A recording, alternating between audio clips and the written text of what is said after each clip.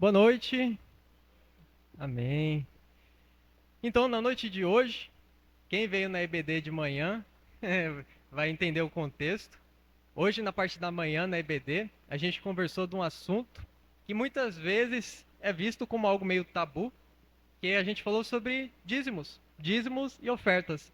Eu vejo que é um assunto que na igreja presbiteriana, pelo menos, a gente deixa meio de lado, ainda mais devido aos escândalos que a gente vê em outras igrejas, de má administração, roubo e coisas do tipo. Então, muitas vezes nós deixamos de lado esse assunto e muitos crentes, irmãos, acabam criando conceitos por si próprio e tomando aquilo como verdade. Então, de manhã a gente deu uma estudada sobre a questão das finanças da nossa igreja, da Manancial, passamos sobre gastos e afins, e entendemos como é o processo financeiro da Igreja Presbiteriana e como surgiu o dízimo, o porquê do dízimo. Não conseguimos chegar nem na metade, porque conversamos bastante no estudo, foi muito bom, mas deu para dar uma pincelada. E trazendo esse tema para agora na parte da noite, a gente vai falar um pouquinho sobre contribuição. A gente vai falar sobre uma carta de Paulo, onde Paulo escreve a Corinto que justamente ele cita o, a questão de contribuição e dependência que devemos ter em Deus nesse contexto. Então, para a noite de hoje, eu peço que os irmãos abram a Bíblia de vocês em 2 Coríntios 8, de 11 a 15. É um pouquinho mais extenso hoje, mas 2 Coríntios 8, de 1 a 15.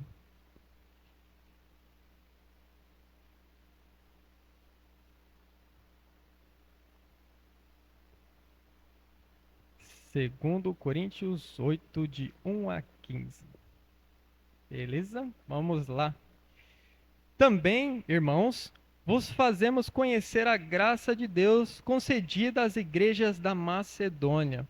Porque no meio de muita prova de tribulação, manifestaram abundância de alegria, e a profunda pobreza deles superabundou em grande riqueza de sua generosidade.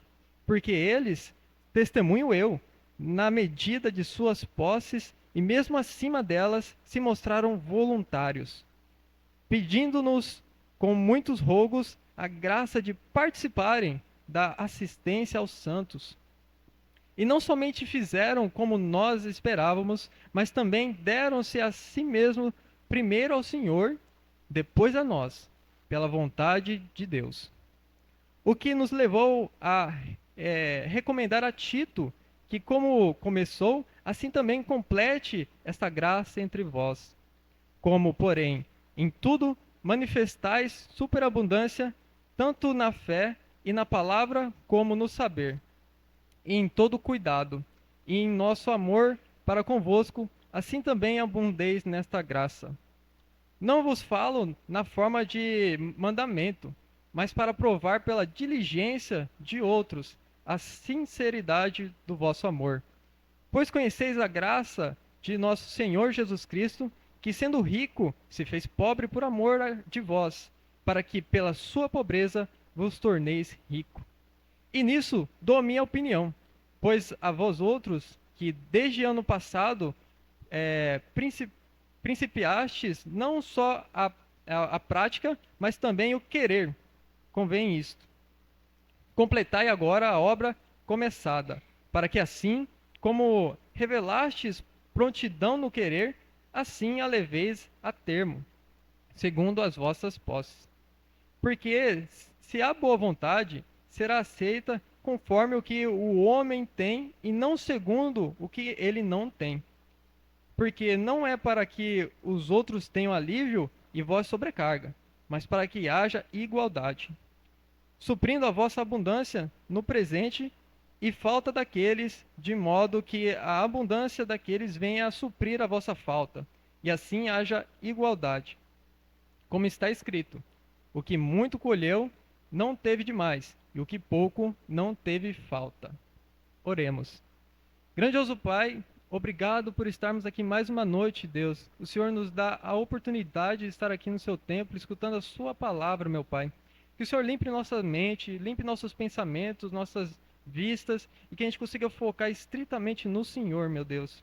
Que o Senhor me guie aqui e faça com que eu profira palavras corretas que agradem ao Senhor e que me faça lembrar do que deve ser lembrado e esquecer o que não convém ser dito aqui, meu Pai. Que o Senhor me guie e que possamos prestar um culto agradável ao Senhor essa noite. Obrigado a Deus, em nome de Cristo Jesus que eu oro. Amém. Esses versículos são um pouquinho extensos, mas a gente vai passar um por um e entender o contexto, o que estava acontecendo, o que Paulo está falando aqui e como que chegou a esse ponto de ter que fazer uma carta para Corinto, né? Então, primeiramente, contextualizando, essa carta ela foi escrita por volta do ano de 55. Muito provavelmente Paulo estava na Macedônia enquanto ele escreveu essa carta. E no ano de 55, quem era imperador de Roma naquela época era Nero. Só que a figura-chave para o que estava acontecendo aqui está há uma década atrás, mais ou menos, quando nós tínhamos um imperador chamado Cláudio. E o que aconteceu, que desencadeou isso, ocorreu por volta do ano de 46 e 47. E o que aconteceu foi justamente uma coisa chamada Grande Fome na Judéia. Na época do governo de Cláudio, na Judéia, 10 anos antes de Paulo escrever essa carta, aconteceu uma grande fome. E por que ela ocorreu, né? Foi um período onde existiram más colheitas, então o plantio não rendeu como esperado na região da Judéia. Crises alimentares no Império Romano. Você imagina, você tinha cidades que eram completamente dependentes desse plantio e dos grãos. Então, no momento que você abala isso, você desestrutura toda uma sociedade que vive com base nisso. Dependência da importação de grãos. Jerusalém, ela não conseguia ser autossustentável nos grãos no qual ela consumia. Então ela tinha que importar muito. E imagina, você está tendo uma crise de plantio numa cidade extremamente dependente disso. Além disso, teve uma recessão econômica e desigualdade social. Isso não aconteceu só aqui. Esse tipo de recessão acontece em vários momentos da história quando nós temos crises grandes. O que aconteceu? Imagina, você tem os grãos que são consumidos pelo povo, e aí você tem uma crise, começa a ter escassez. O que acontece? Quem tem dinheiro pega e estoca. Porque se eu tenho dinheiro, eu vou pegar e vou garantir o meu para meu sustento e para não passar necessidade. E no momento que as pessoas que tinham mais condição estocavam, diminuía a quantidade no mercado, o preço subia e quem já tinha dificuldade de adquirir esses bens tinha menos possibilidade de adquiri-los, porque além da escassez, os preços estavam elevados. Isso causou uma desigualdade social tremenda. E para fechar com chave de ouro, má administração e corrupção. O governo de Cláudio foi muito marcado por essa corrupção e má administração. E aí, quando você soma com todos esses fatores, você cria anos, foram, se eu não me engano, 4, 5 anos de muita fome, sofrimento e grande miséria. Mas aí você me pergunta, tá, Fábio, eu tive essa grande fome na Judéia, mas como que isso se conecta ao texto que Paulo está escrevendo? E como que isso se conecta a uma crise de Jerusalém? E é interessante porque a Bíblia, eu acho isso incrível, porque muita gente lê a Bíblia e acha que ela é muito distante, mas esquece que ela foi escrita aqui, onde a gente está pisando nosso pé hoje. Então, a gente vê vários fatos bíblicos que apontam para os livros de história, e os livros de história para fatos bíblicos, e isso é muito interessante.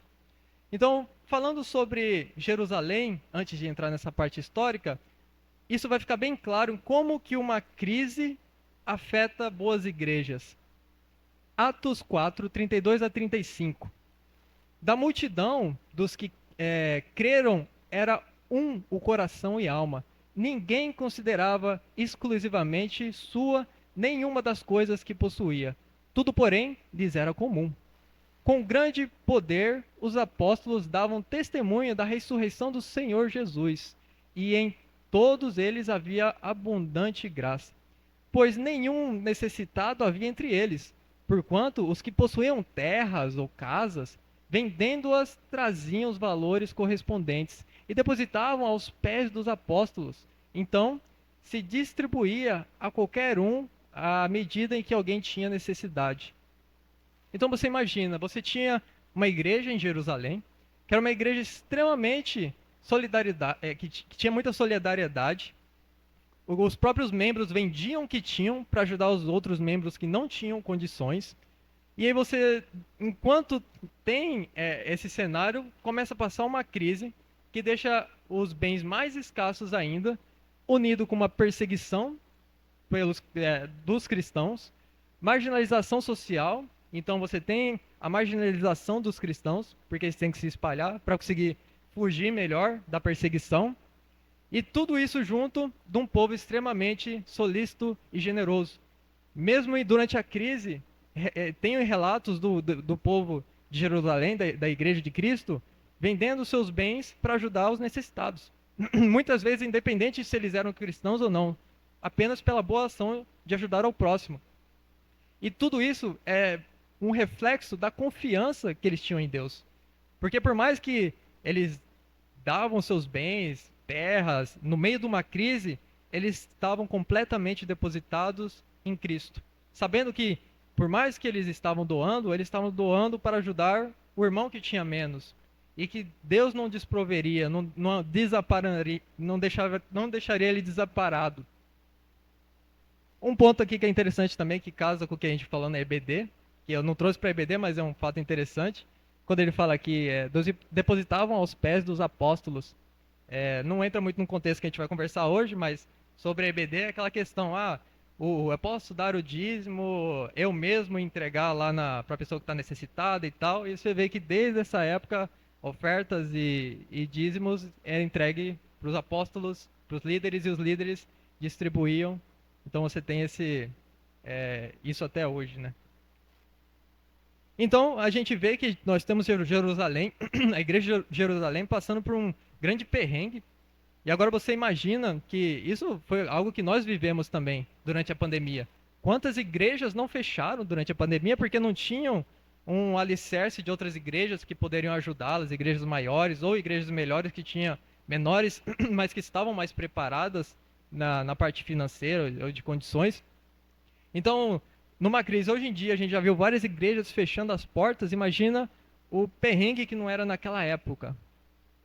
Então a gente inicia com Ágabo.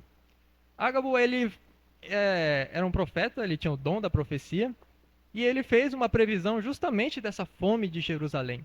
E ele que deu o passo inicial para a ajuda que enviariam a Jerusalém, que é o tópico que Paulo trata nessa carta, que é justamente as arrecadações para ajudar uma igreja que estava passando por apuros. E, além disso, Ágabo também chegou até a prever a prisão de de Paulo também. Então, ele tem umas coisas interessantes. E ele deixa isso bem especificado em Atos 11, 27 a 30, onde fala: Naqueles dias, desceram alguns profetas de Jerusalém para Antioquia. E, apresentando-se um deles, chamado Ágabo, dava a entender pelo Espírito que estava para vir grande fome por todo o mundo, o qual sobreveio os dias de Cláudio. Então você vê aquela questão de a história casando com o que a gente vê na Bíblia. Cláudio, a grande fome, a época que a carta foi escrita, com a época que teve relatos dessa grande fome lá na Judéia. Os discípulos, cada um conforme as suas posses, resolveram enviar socorro aos irmãos que moravam na Judéia. O que eles, com efeito, fizeram, enviando-os aos presbíteros por intermédio de Barnabé e Saulo, que é Paulo. Então, falando sobre Ágabo, de onde que Ágabo era, né? E como que foi essa contribuição? Ágabo, ele era da igreja de Antioquia. A igreja de Antioquia era uma igreja bem próspera, uma igreja que tinha condições. Grande parte da igreja era de gentios que tinham bastante recursos. E ela ficava num centro comercial. Então, por ser um centro comercial, rolava muito dinheiro lá. E, em contrapartida, as pessoas da cidade eram pessoas melhores financeiramente. Então, prevendo isso, né, eles juntaram entre si esse montante e enviaram para a igreja de Jerusalém para ajudar ela durante essa crise, levando por Barnabé e Paulo até os líderes da igreja de Jerusalém. Além disso, a gente tem um relato também nessa carta, que é o foco de hoje, que a gente viu o caso de Ágapo, na igreja de Antioquia, que era uma igreja que tinha condições. Mas o foco de Paulo aqui, e onde ele até elogia a igreja, é justamente as igrejas de Macedônia. Macedônia, ela tinha várias igrejas. Tinha Filipo, Tessalônica, Bereia e assim por diante. E foram igrejas que Paulo participou da sua criação. Então Paulo conhecia o contexto e conhecia a realidade daquelas igrejas. E a realidade delas era uma cidade extremamente em perseguição. Então você tinha, se você tinha perseguição aos cristãos, nessas cidades era pior ainda. Você tinha a exploração de Roma. Então, por ser uma cidade com pessoas mais carentes, a Roma explorava ela com impostos mais brutos, mais severos. Então eles sofriam mais ainda com taxações. E era uma cidade que grande parte dela era de aposentados e escravos. E quando eu digo aposentados, era aposentados de soldados, que não recebiam muito bem. Então você tinha uma população carente, perseguida, numa igreja que não tinha tantas condições, mas era uma igreja extremamente fiel. Isso a gente vê no comecinho da carta de Coríntios. Ele fala: também, irmãos, vós fazemos conhecer a graça de Deus concedida às igrejas de Macedônia. A gente vai entrar mais sobre isso aqui logo logo, sobre a graça que Deus nos concede. Porque no meio de muita prova de tribulação, manifestaram abundância de alegria. Então temos muita prova, uma população da Macedônia que estava sofrendo muito, mas que mesmo assim manifestava sua alegria. E a profunda pobreza deles superabundou em grande riqueza da sua generosidade. Porque eles, testemunho eu, na medida de suas posses, e mesmo acima delas, se mostraram voluntários, pedindo-nos com muito rogos a graça de participarem da assistência aos santos. E não somente fizeram como nós esperávamos, mas também deram a si mesmos primeiro ao Senhor, depois a nós, pela vontade de Deus. A gente vai entrar em cada um desses versículos e entender como que esse contexto se aplica. Primeiramente, a gente vê Paulo falando: também, irmãos, vos fazemos conhecer a graça de Deus concedida às igrejas da Macedônia. Somos agraciados em participar dessa obra e ter esse desejo. O que acontece? Você vê que ele fala aqui, a graça de Deus concedida. Então, Deus concede essa graça de participarmos dessa obra. A gente já teve um estudo aqui sobre dons, dons espirituais, e existem vários dons. E muita gente ora por dons específicos, eu queria ter o dom X, Y, Z, mas quase ninguém ora para ter esse dom da generosidade, da contribuição, da doação.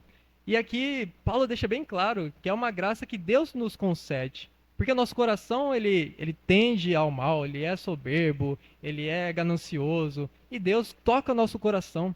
E isso é uma honra para nós, poder participar e ajudar nessa empreitada de Deus. E Paulo está aqui justamente enriquecendo isso sobre a Macedônia, falando a graça de Deus concedida às igrejas da Macedônia. Segundo versículo, por quê? No meio de muita prova de tribulação, justamente que a gente viu, Macedônia, o pessoal da Macedônia sofria muita tribulação, perseguição, pobreza, e mesmo assim manifestavam abundância em alegria. Isso é interessante porque é algo que é muito específico do cristão.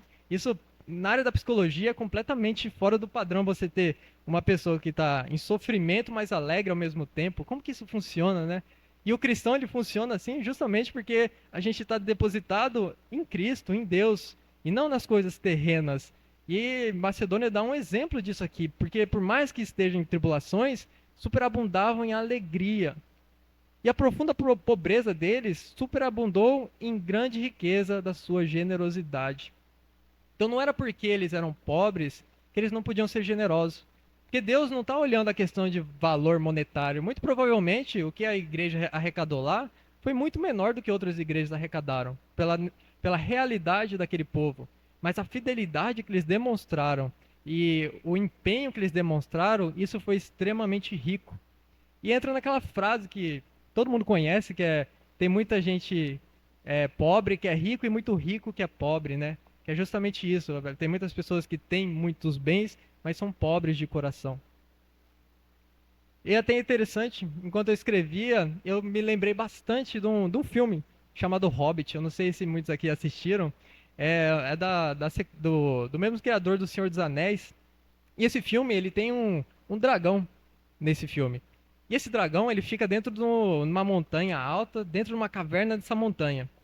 E esse dragão, ele sai para aterrorizar as cidades, mata pessoas e tal, e pega os tesouros, ouro, joias, armaduras, e leva para sua montanha e guarda lá dentro. E se você olhar lá dentro, é um tesouro imenso de ouro que parece um mar, você perde de vista de ouro. E ele se deita sobre aquele tesouro inteirinho e fica lá desfrutando aqueles bens. E ele não usa esse dinheiro nem para comprar pão, comprar água, nem nada, é só para ter o dinheiro e a cobiça dele se deitar sobre o dinheiro. E quando o pessoal vai lá enfrentar ele, lutar contra ele, eles têm um grande desafio, porque quando eles tentam enfiar uma estaca no coração dele, o peito dele, de tanto tempo que ele ficou deitado em cima do ouro, o ouro meio que grudou na própria carne dele e você não conseguia diferenciar a carne do ouro. E criou uma armadura no peito dele, de tanto tempo que ele ficou deitado sobre aquele tesouro. E isso me fez lembrar que muitas vezes nós agimos que nem esse dragão. Muitas vezes nós nos encontramos trancados dentro da nossa masmorra, deitados sobre o nosso dinheiro, durante tempos e tempos, até chegar um ponto que o nosso dinheiro se encarna no nosso coração e a gente não consegue distinguir o que é o nosso coração e o que é o dinheiro. E isso cria uma barreira para que a gente consiga agir de uma forma generosa. E isso representa exatamente essa questão de muitas vezes somos ricos, temos bens, mas somos pobres de coração. E muitas vezes temos pessoas pobres que são riquíssimas de coração. O terceiro versículo ele já fala, porque eles, testemunho eu, na medida de suas posses, e é interessante esse testemunho eu, porque Paulo conhecia a realidade deles, Paulo participou da fundação dessa igreja, então ele sabia as dificuldades que esse povo passava. Testemunhou na medida das suas posses e mesmo acima delas se mostraram voluntários.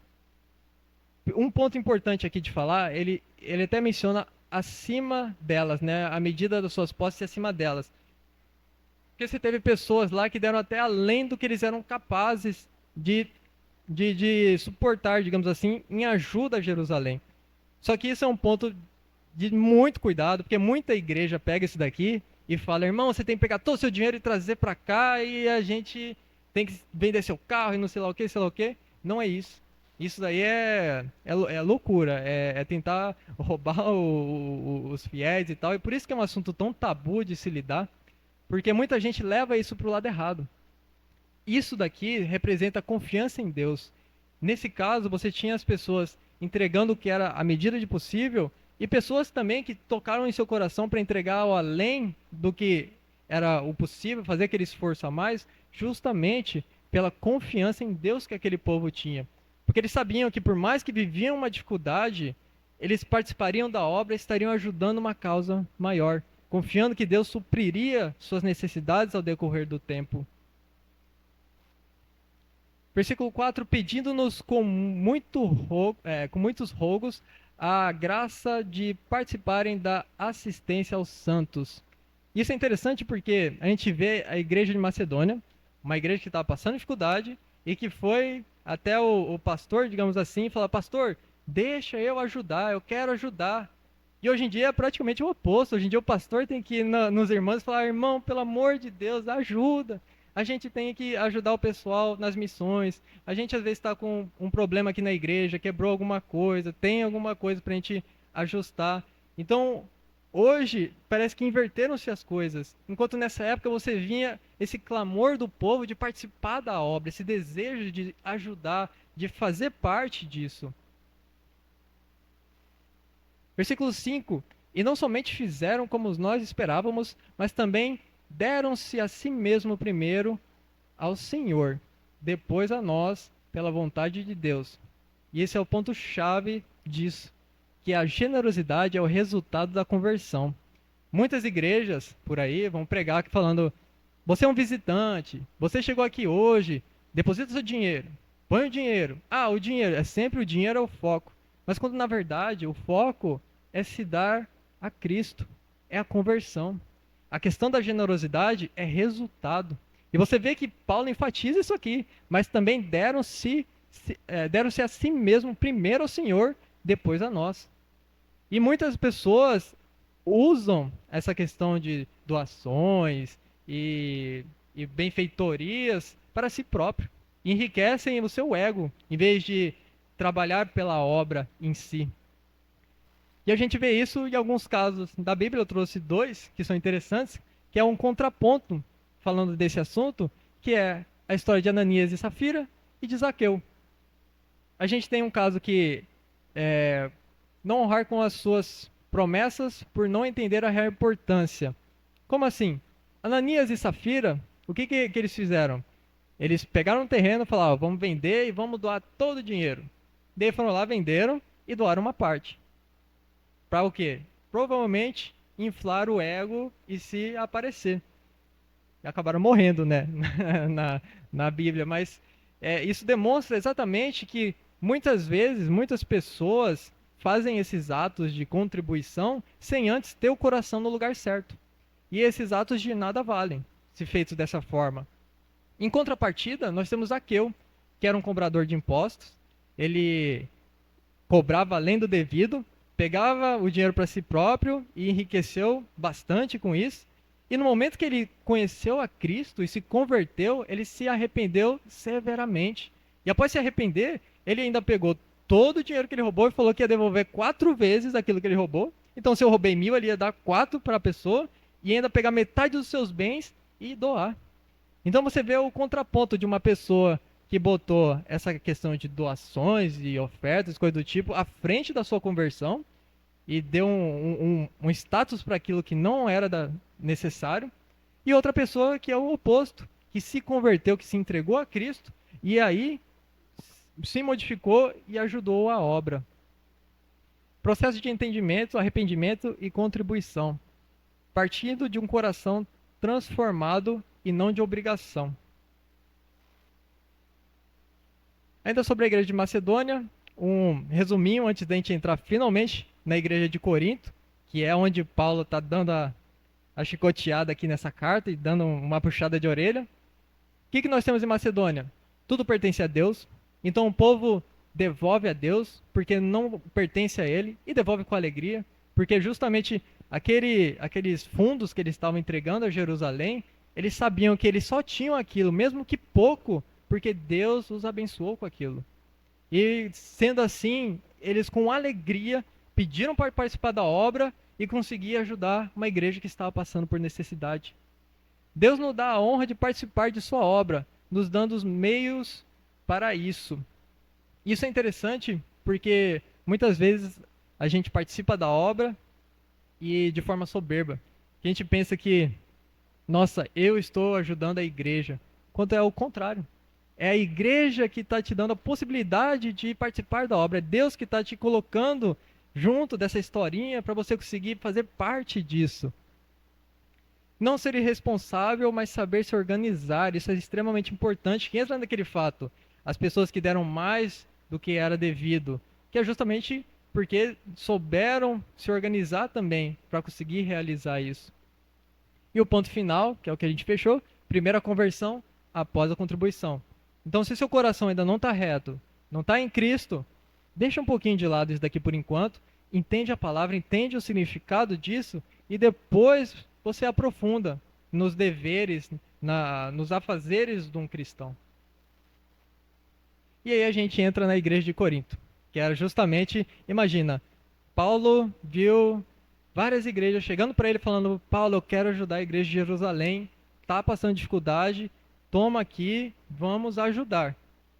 E aí, depois dessas igrejas começarem a ajudar, a gente tinha a igreja de Corinto. Corinto, ela ficava numa cidade portuária, era uma cidade próspera, né, cheia de comerciantes. E ela era uma cidade que tinha tanto comércio marítimo, porque ela era no porto, quanto terrestre. Então imagina, ela ganhava dos dois lados, tinha muitas riquezas.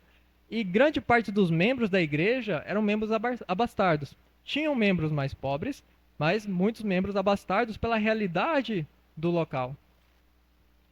E outro fator, até maior do que a parte monetária, que a gente vê em 1 Coríntios 1,7, onde Paulo diz: de maneira que não vos falte nenhum dom, aguardando-vos a revelação de nosso Senhor Jesus Cristo. A igreja de Corinto é uma igreja que tinha muitos dons. Ela contemplava todos os dons com as pessoas que lá estavam. Então era uma igreja extremamente bem de situação financeiramente, extremamente espiritualizada. Então você para e pensa, nossa, eu tive uma igreja, as igrejas da Macedônia passando dificuldade, perseguição, pobres, e eles fizeram tudo para ajudar. Mas o que aconteceu com a de Corinto? Corinto chegou para Paulo e falou: Paulo, nós queremos ajudar, nós vamos levar mantimentos e tudo. E Paulo: nossa, beleza, vou contar com vocês. Passou-se um ano e nada. A igreja de Corinto ficou um ano sem nem dar parecer do que estava acontecendo ou não. Então a gente vê um comprometimento e muito de falar e pouco de fazer da igreja de Corinto, que fez com que Paulo escrevesse essa carta, fosse o estopim para essa carta. E o interessante é que Paulo escreve essa carta e ele menciona uma coisa no versículo 8: não vos falo na forma de mandamento, mas para provar pela diligência de outros a sinceridade do vosso amor. Poderia ter usado sua autoridade. Nesse momento, Paulo tinha total autoridade de chegar e falar: vocês têm que fazer isso que vocês prometeram, então vocês vão cumprir. Vocês acordaram, agora tem que honrar a sua palavra. Mas Paulo não faz isso. Paulo justamente, ele usa de exemplos de outras igrejas, e além disso, no próximo versículo, ele usa do maior exemplo que nós temos na Bíblia sobre isso, onde ele fala: pois conheceis a graça do nosso Senhor Jesus Cristo, que, sendo rico, se fez pobre por amor de vós, para que, pela sua pobreza, vos tornasseis rico. Então Paulo podia simplesmente ordenar, ele tinha esse direito, mas em vez disso, ele quis convencer as pessoas que, com exemplos de outras igrejas e com o nosso maior exemplo. E isso foi obra do Espírito mesmo, porque esses assuntos, quando mexe com a parte financeira, as pessoas ficam estonteadas, elas ficam tontas até, não raciocinam direito. Então, dependendo da forma quando você conversa desses assuntos, a pessoa já briga, já xinga. E pelo contrário, Paulo estava usando de exemplos para mostrar o quão eles estavam sendo negligentes com a obra. E o maior deles, como eu mencionei, Cristo, onde a gente vê uma figura onipotente, onipresente, onisciente, altíssima, todo-poderoso, deixando a sua glória celestial, nascendo numa manjedoura, viveu como um simples carpinteiro, diversas vezes não tinha nem onde se repousar durante a sua obra, teve que andar até de jumentinho e morreu por amor a nós. Então, muitas vezes, em nossa abundância, relutamos em dar o mínimo, enquanto Cristo, sem precisar de nada, entregou tudo em amor a nós. Então, é a nossa figura, nosso alvo que queremos chegar e agir como. E Paulo finaliza assim, lindamente, aqui nessa carta, sobre esse ponto. Além disso, chegando já para o final, estou acelerando um pouquinho para dar tempo. E nisso dou minha opinião, pois a vós outros que desde ano passado, aqui ele já dá aquela alfinetada, ó, desde ano passado vocês falaram para mim, desde ano passado principiastes não só a prática, mas também o querer, convém isso. Completai agora a obra começada, para que assim como revelastes prontidão no querer, assim a leveis a termo, segundo as vossas posses. Porque se há boa vontade, será aceito conforme o que o homem tem e não segundo o que ele não tem. Então Paulo está aqui justamente cobrando aquilo que o pessoal se dispôs a fazer. E é interessante que muitas vezes a gente faz isso. Eu mesmo faço isso. Que às vezes a gente tem alguma coisa na igreja, vamos ter uma reunião de oração. Você vai, Fábio? Eu vou. Daí chega no dia, eu não vou. Isso é falta de comprometimento. E a nossa palavra, ela não pode ser vã. E a gente vê isso em vários pontos, e seja no dízimo, nas ofertas, seja na obra em si, no participar, no vir. E Paulo alfineta isso aqui também. E o que ele fala aqui também não é sobre quantidade. Então, ele não está falando aqui sobre um valor X que a igreja tem que transferir e tal. Ele fala conforme o que o homem tem. Dê com responsabilidade, justamente você não dar além do que aquilo que você pode. Todos podem contribuir, como ele diz, conforme o que o homem tem, conforme aquilo que você tem, fazendo com que todos possam participar dessa obra. Não compare sua doação com as dos outros, que é um grande erro. Imagina se a igreja de Macedônia começasse a fazer conta e falar: nossa, é tão pouquinho que eu tenho aqui para ajudar Jerusalém, não vou nem ajudar porque não vai virar em nada. Mas Deus não é banco, Deus não olha dinheiro, Deus olha o coração e as atitudes que nos levam a fazer esses atos. E para fechar a carta, porque não é para que os outros tenham alívio e vós sobrecarga, mas para que haja igualdade, suprindo a vossa abundância no presente e falta daqueles, de modo que a abundância daqueles venha a suprir a vossa falta, e assim haja igualdade. Como está escrito: o que muito colheu não teve demais, e o que pouco não teve falta. Esse último versículo aqui, ele se remete a esse daqui, lá em Êxodo 16, 18. Porém, medindo com o Gomer, não sobejava ao que colhera muito, nem faltava ao que colhera pouco, pois colheram cada um quanto podia comer. Aqui ele está falando sobre o deserto e o maná, e como Deus supriu aquele povo. E aquilo era interessante porque você tinha pessoas que comiam mais, pessoas que comiam menos, pessoas que tinham família maior, família menor, e alguns pegavam mais, outros pegavam menos, mas no final do dia ninguém sentia falta, todo mundo era suprido. E Paulo usa esse exemplo aqui, referindo que cada um na sua realidade, se todo mundo puder ajudar conforme a sua realidade, uns com mais, outros com menos, mas de acordo com a sua realidade, no final não irá faltar para ninguém. E isso que Paulo diz sobre o equilíbrio da generosidade com isso. E quando a gente traz para a realidade de ofertas e tudo, que nem a gente vê aqui na ajuda que Paulo estava arrecadando para a igreja de Jerusalém, a gente vê isso bem ligado com a confiança em Deus, que é justamente o dar sabendo que Deus não vai te desamparar por você ter se desfeito daquele montante ou afim. E a conclusão, a gente tem alguns pontos específicos para não esquecer, que é: consagre-se primeiro a Cristo. Então, em primeiro lugar, conversão, consagração, entender a palavra, entender a Cristo, para daí começar a andar nesse caminho. Contribuir é uma graça e um privilégio concedido por Deus. Então você não tem que ver isso como uma obrigação, e sim como um privilégio, uma graça de poder estar participando dessa obra. Apenas boas intenções não bastam. É a questão de Corinto, que ele demonstrou grande boa intenção, queria ajudar e ficou um ano lá só fugindo e quietinha, até Paulo confrontar com a carta. No final eles ajudaram, a carta funcionou. Apenas devemos honrar com nossos compromissos.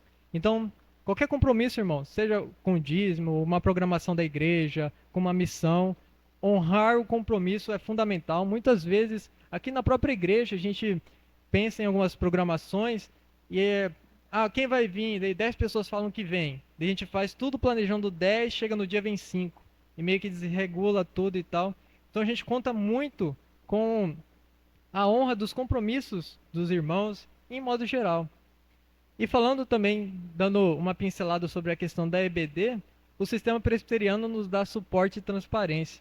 Levando à questão de dízimos e ofertas, como mencionado hoje de manhã, o sistema que a gente usa hoje aqui na igreja, ele dá total transparência para tudo que entra e tudo que sai, qualquer membro ter acesso. Então é aquele medo de, eu vou contribuir, eu não vou contribuir. Eu tive isso. Durante a minha conversão é até engraçado, porque eu tive um rapaz que me discipulou e ele era até pentecostal. Então ele era o cara do dízimo, só falava de dízimo, dízimo, dízimo. Eu era extremamente contra dízimo. Pensa num cara que eu entrava em umas discussão com ele assim de hora de ser contra o dízimo. E hoje eu sou extremamente a favor do dízimo pela forma que a nossa igreja tem e por entender o que é o dízimo, a proposta dele e tudo, se ele é uma lei ou se não é uma lei, que nem a gente discutiu na EBD. Eu convido vocês às próximas para a gente retomar esse assunto. E no momento que você entende isso, e ainda tem um respaldo de uma igreja que é transparente e que a qualquer momento, qualquer irmão que chegar em mim e falar, Fábio, eu quero ver as finanças da igreja detalhada, a gente consegue expor isso, dá muito mais tranquilidade para a gente saber que o nosso dinheiro, as nossas ofertas estão indo para o lugar certo. E seria isso. Corri um pouquinho no final, porque estava passando do horário, mas quem sabe numa próxima eu consigo retomar esse assunto e aprofundar um pouquinho mais umas coisas que eu passei. Oremos, irmãos. Grandioso Deus, obrigado pelo dia de hoje, Pai. Obrigado por o Senhor nos guiar nesses ensinamentos, Pai. Que o Senhor abra nossos corações para sermos generosos e entendermos que a Sua obra também é boa que possamos participar. É gratificante que podemos participar dela. E isso nos engrandece, nos faz mais felizes de poder ser parte de tudo isso, ó Deus. Que possamos entender que tudo pertence ao Senhor e o que nós temos hoje é graças ao Senhor. E gratificarmos nessa devolução e alegria de termos o que temos hoje. Mesmo que em alguns meses no pouco, em outros meses no muito, mas sempre com fidelidade ao Senhor, meu Pai. Obrigado a Deus que o Senhor nos leve às nossas casas com segurança, que o Senhor nos guarde essa semana e continue nos ensinando dia após dia e nos usando como instrumento no seu Evangelho, ó Pai. Em nome de Cristo Jesus que eu oro. Amém.